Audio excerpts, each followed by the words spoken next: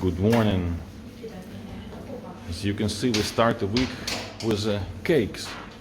So here we have eggs. Well, there is flour already, and there is dough prepared for the bread. And we are making bread because now it's just the white bread. You see, so it's going prepared to be proofed. But yesterday there were a lot of breads made also with cereals. So these are breads for the power. Oh, we have a guest here. Look, there is a dog flying in. You see, the animals also want to eat. Okay, and here I show the breads which are prepared for today, prepared for shipment. You can see we have already something like 2,000 breads ready, and cakes.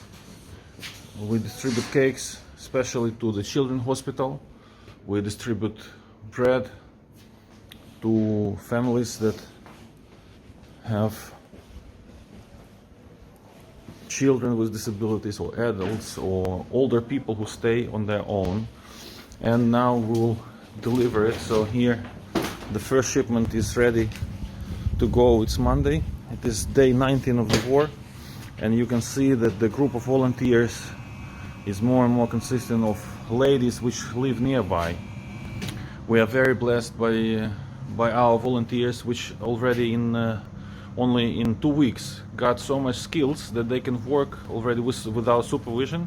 So we are much more flexible because people are getting tired or getting ill, but we have already a group of people who can produce the bread without supervision of specialists. And we continue our job. Yesterday there were more than 1,000 people evacuated from neighboring villages where there are Russian troops, or where there were Russian troops, and it's now becoming battlefield. Some of them stayed here in Brovary, and we will deliver today to the church. We, thanks to the efforts of our friends from the Netherlands, from Rijssen, we have now diesel generator in the church, that in case there will be no electricity, we can have still power for light, for some heating, for charging of the phones. So it's also well-equipped basement, which is quite secure, and there are several families living there, including family of one policewoman, which cannot leave the city, and she also doesn't want her children to be without her. So she lives, and her children live in the church in the basement, while she is on duty every day serving in police. So we continue our ministry, and this ministry would not be possible without thousands and thousands of prayers. This ministry would not be possible without thousands and thousands of donations, smaller and bigger. This ministry would also not be possible without support of Zealandia company I'm working for. This ministry would not be possible if God would not plan in advance already this bakery 21-3, if God would not plan cafe 21-3. I'll some. Here we have more young guys coming and helping, because just in like 1 hour we'll give the bread to people. But you can see that here already people, although there is notification that only in 1 hour the bread will be there, but they are already waiting. And in 1 hour there will be a line of some 50 to 100 people from neighboring houses. And that's one location where we give the food, and there will be one more. There is one more location in the center of the town. I don't know if you heard, but we hear heavy artillery shooting. Hopefully this is not to our side, but to the opposite side. Yesterday was relatively calm. Yesterday it was it was Sunday, and it was really blessing. We were in church, and then after church we were at home singing songs, praising God, eating food together with men who stayed in the town while their families left. We had very nice day at home with family, and today ministry continues. We don't know how long it will be. It's soon already will be months of this horrible war. Yesterday we heard horrible witnesses in church also about children dying from lack of water in Mariupol. We heard about several cars which were evacuating children from Chernihiv, and they were shot by tanks, Russian tanks. Just the line, clearly civil cars driving through, trying to evacuate children from surrounded town. We hear also good news about the destruction of Russian troops, but we are not happy about Russian soldiers dying. We are not happy about Russian mothers crying. We are not happy. We would like their children to go back. But what they do here is not human. Yesterday we heard witnesses in the church from church people how horrible behavior is of Russian soldiers on our land, and of course this will leave mark on our hearts. At the same time, we don't want to be rough, we want to be humble, we want to be loving, especially to our people who are in need, and we will continue serving them as long as we can. Thank you for your support. You can see us in the morning, Monday morning, 14th of March. We are loading the microbus with the breads.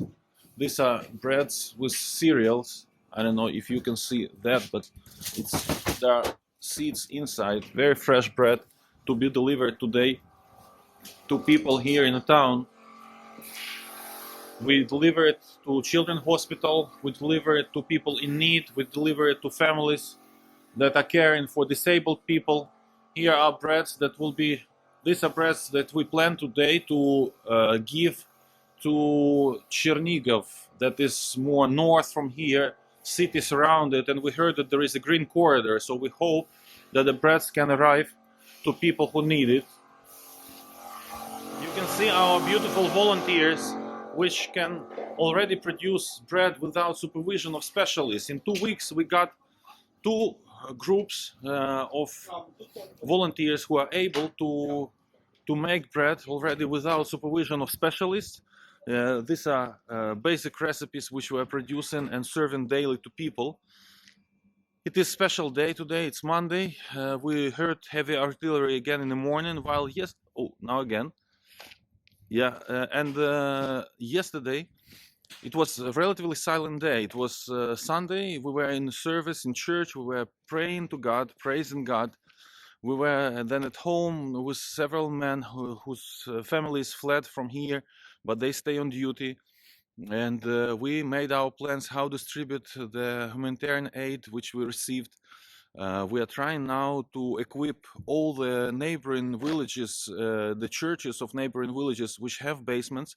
We will equip them with electrical power generators, so that in case everything is shut down, there is a place in the village where people can come, charge their phones, have some connection with the rest of the world, and also have some hope and just to be together. We heard that there are there are some 20-30 people sitting in the basement of one of the churches here in the village which is occupied. Yesterday around 1,000 people were taken from the villages which are becoming now battlefield between Ukrainian army and Russian monsters.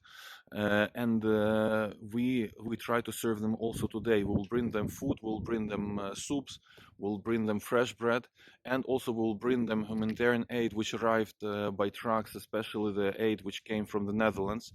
Family of Arenda were helping. Now I'll try to show you just a moment.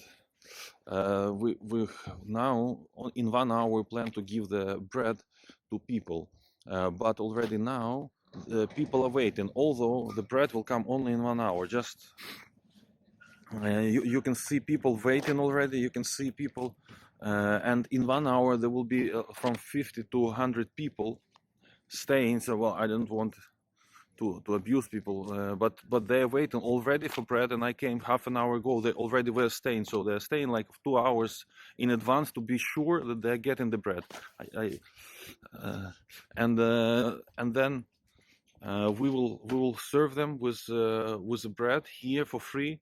We do it already in something I think like 17 days, because we started it on the 3rd day of the war, and we will continue it as long as we have possibility. We are building up the stock of flour, we're building up the stock of yeast, we're building up the stock of potatoes and other vegetables to produce soup. We are building up stock of meat also, to be able to feed people even in case of blockade. But this all would not be possible without your thousands of prayers, thousands of donations, and thousands of supporting letters to us.